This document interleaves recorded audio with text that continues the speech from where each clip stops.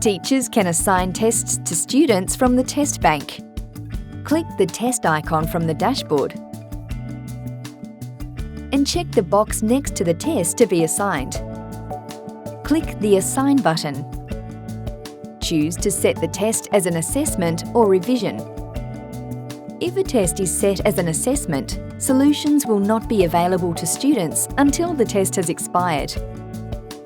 In the Start field, select the date and time to start the test. Click Apply. In the Expiry field, select the date and time the test will expire. Click Apply. Check the Multiple Classes box to assign to more than one class. To assign to individual students, select the class, then uncheck the All Students box.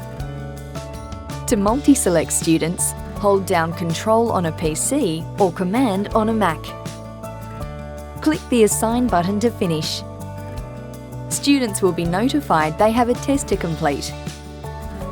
The assigned test can now be found in the My Assigned Tests tab. Once a test is in progress, only the expiry can be adjusted.